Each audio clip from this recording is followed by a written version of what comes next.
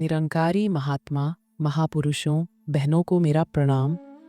संतों, कभी कभी सत्य बड़े शोर में नहीं, एक गहरे मौन में प्रकट होता है। और मौन की भाषा कोई समझता है तो वे है संत। संत कबीर और संत रविदास, दो महान आत्माएं जो दो दिशाओं से चली, लेकिन अंत में एक ही परम बिंदु पर मिली, निराकार में। एक बार की बात है, वाराणसी के घाट पर सुबह का सूरज धीरे धीरे गंगा के जल पर बिखर रहा था। हल्की ठंडी हवा बह रही थी। संत रविदास अपने छोटे से आश्रम के बाहर ध्यानस्थ थे। इतने में कबीर साहब वहां पहुंचे। उनके चेहरे पर वही पुरानी मुस्कान, न शब्दों की न धारणाओं की, केवल मौन की। कबीर बोले, रैदास, तेरा मन अभी भी मूर्तियों में अटका है क्या? रविदास मुस्कुराए, नहीं कबीर, अब वो बात नहीं रही। पर तू बता, यह निर्गुण कैसा है और उसमें भक्ति कैसे की जाए जब कुछ देखने को ही ना हो? कबीर बोले, देख, जो दिखता है वह सगुण है, और जो दिखकर भी नहीं दिखता वह निर्गुण है। भक्ति वही सच्ची है जो तुम्हें सगुण से उठाकर उस निर्गुण की गोदी में पहुंचा दे। फिर रविदास बोले, तो क्या सगुण भक्ति व्यर्थ है? कबीर बोले, नहीं, बिल्कुल नहीं। जैसे कोई बच्चा माँ की उंगली पकड़कर चलना सीखता है, वह उंगली सगुण है। लेकिन जब चलना आ जाता है, तब वह माँ की उंगली छोड़कर खुद दौड़ता है, वही निर्गुण है। सगुण भक्ति शुरुआत है, जहाँ मूर्तियाँ, मंदिर, भजन, कीर्तन है, पर वहाँ रुकना नहीं है। वहाँ से आगे चलकर जहाँ कोई आकृति नहीं, कोई ध्वनि नहीं, वहाँ उतरना है, जहाँ बस शुद्ध प्रेम है, मौन है, उपस्थिति है। रविदास की आंखें गहरी हो गईं। फिर कबीर से कहा, प्रेम? पर किससे? जब कुछ है ही नहीं तो भक्ति किसकी? कबीर बोले, बस यही तो रहस्य है। निर्गुण भक्ति में तू किसी रूप से नहीं जुड़ता, तू खुद से जुड़ता है, उस एहसास से जुड़ता है जो तेरे भीतर है, उससे जो ना रंग है, ना जात, ना पुरुष, ना स्त्री, जो सब में है, जल में, अग्नि में, धूल में, तुझ में, जिसे तू आंखों से नहीं, केवल अनुभवों से देख सकता है। फिर कबीर एक कहानी सुनाने लगे। एक गांव में एक बूढ़ी माँ थी जिसका बेटा शहर चला गया कमाने। माँ रोज शाम को चूल्हे के पास बेटे की पुरानी कमीज रख देती, उसी से बात करती, उसे देखती, रोती, मुस्कराती। वो कमीज सगुन थी, उसकी माँ को बेटे का एहसास दिलाती थी। एक दिन बेटा सच में लौट आया। माँ दौड़ी, बेटे से लिपट गई।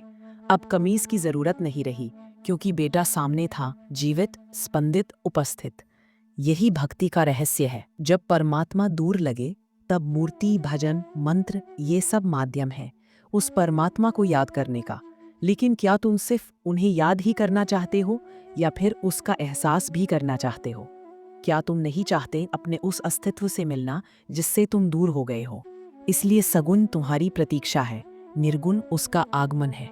यह सुनकर रविदास की आंखों में नमी थी। फिर रविदास ने कबीर से कहा, पर कबीर, उस एहसास तक कैसे पहुंचा जाए? कबीर ने धीमे स्वर में कहा, अपने भीतर उतर कर, ध्यान में बैठ, सिमरन कर, नाम जप कर, पर शब्दों में नहीं अटक जाना। शब्द एक जरिया है, जैसे नाव जो तुझे पार ले जाए। लेकिन जिस तरह पार पहुंचकर नाव को पीछे छोड़ देते हैं, उससे उतर जाते हैं, वैसे ही शब्दों को छोड़कर मौन में उतर जाना। वहां कुछ ना कहना है, बस अनुभव करना है। शुरू में जब तू राम राम कहेगा, वह सगुण होगा, पर जब राम शब्द गिर जाए और सिर्फ भाव रह जाए, तो तू निर्गुण में प्रवेश कर गया। रविदास कुछ देर चुप रहे, फिर कहा, कबीर, अब समझ में आया। भक्ति केवल गाना नहीं है, भक्ति किसी मूर्ति के आगे रोना नहीं है। भक्ति भीतर के उस निराकार से मिलन है जो शब्दों से परे है, जिसे कोई किताब नहीं कह सकती, जो बस अनुभव में उतरता है। कबीर मुस्कुराकर बोले, बिल्कुल। और यही वह जगह है जहां तू अपने स्व को खोता नहीं, उसे पा जाता है। जहां तू भजन नहीं गाता, तू स्वयं भजन बन जाता है। जहां तू भगवान को पुकारता नहीं, तू खुद भगवान का रूप हो जाता है। निर्गुण भक्ति वही है जहां भक्ति और भक्त का भेद मिट जाता है, जहां तू नहीं रहता, बस वह रह जाता है। तो जो ये पूछता है निर्गुण भक्ति क्या है और उसे कैसे करें, उसके लिए उत्तर बड़ा सरल है, लेकिन उतना ही रहस्यमय भी। शुरुआत वहीं से करो जहां तुम हो, मूर्ति के आगे बैठो। अगर तुम्हारा मन मंदिर में रमता है, वहां से शुरुआत करो। अगर भजन गाने में तुम्हारी आंखें भर आती हैं, तो गाओ। अगर तुम दीप जलाकर बैठते हो और तुम्हें लगता है कि वह प्रकाश ईश्वर का है, तो जलाओ, क्योंकि सच्ची निर्गुण भक्ति सगुण की गोदी से ही जन्म लेती है।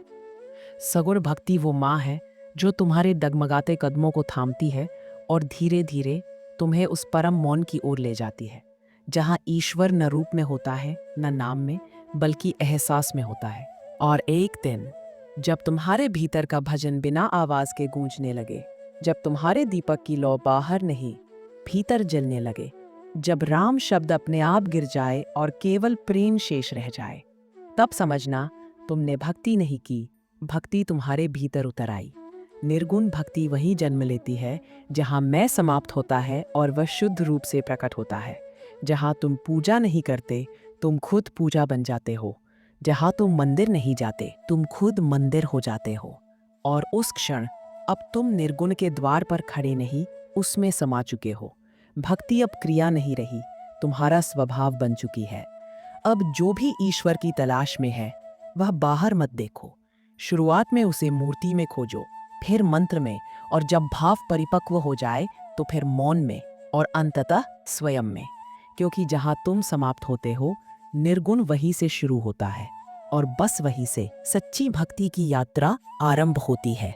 लेकिन सुनो, अगर तुम केवल सगुन में ही अटके रह गए, केवल दीप जलाते रहे, केवल भजन गाते रहे, केवल मूर्तियों के आगे सिर झुकाते रहे, तो जान लो तुमने यात्रा शुरू तो की, पर मंजिल तक पहुंचे नहीं। सगुन एक द्वार है, उससे आगे बढ़ना ही मानव जीवन का उद्देश्य है। तुम्हें उस निर्गुण तक पहुंचना ही होगा। तुम्हें उस अवस्था तक पहुंचना होगा जहां परमात्मा स्वयं अपना स्वरूप प्रकट करता है।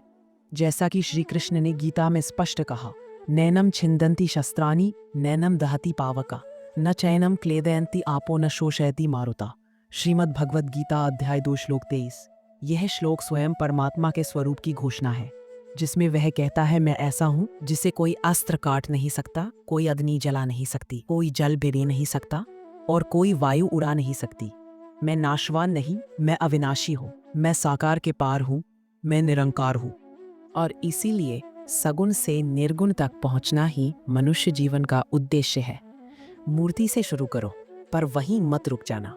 मंत्र से आरंभ करो, पर शब्दों से आगे बढ़ जाना।